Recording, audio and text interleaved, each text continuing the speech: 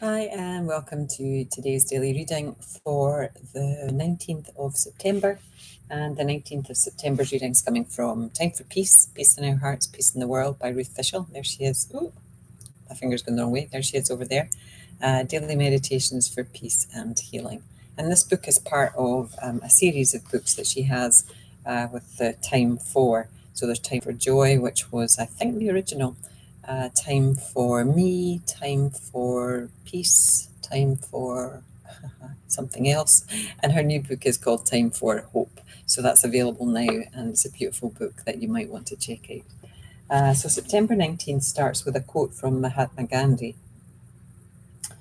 We may never be strong enough to be entirely non-violent in thought, word, and deed, but we must keep non-violence as our goal and make strong progress towards it.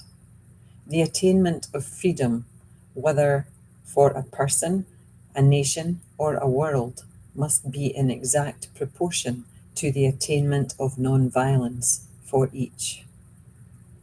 And then Ruth goes on to say, how can we ever think about young men and women being killed and maimed in war and still have peace in our hearts? How can we hear about terrorists and suicide bombers and not feel rage? We're not all like Mother Jesus, Gandhi, or the Dalai Lama. Most of us can't just turn the other cheek.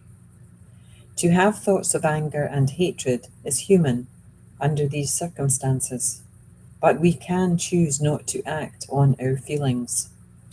It is important that we not seek revenge or retaliate. To do so just perpetuates war and death and suffering. It is time for a new way of bringing peace to our world. It is time for communication whenever possible. It is time for both sides to really listen to each other. It is time for forgiveness and negotiation. It is time for prayer and meditation. I pray that I may let go of destructive feelings about war and find peaceful ways I can contribute to ending violence. Oh, okay, so I'm recording this in 2024, and there's so much violence and war raging around the world at the moment. And it would be easy to get sucked into all of the anger and hatred towards people who are not like us. But that's just perpetuating the situation. And I'm not saying it's easy. Ruth doesn't even say it's easy. Mahatma Gandhi doesn't say it's easy, but war is not the answer. Through the generations we've had wars, and it doesn't really solve things, or it doesn't solve it for any length of time. People forget, after the Great War, which was the First World War, people said it would never happen again.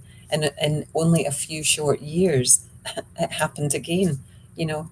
And there's been many wars since those two great wars, which they call the World Wars. But when you think of all the little wars, but they're not even little, when you think of the wars that are going on around the world just now, there's just so much violence going on towards humanity. So these young men and women are being sent by world leaders to fight other young men and young women.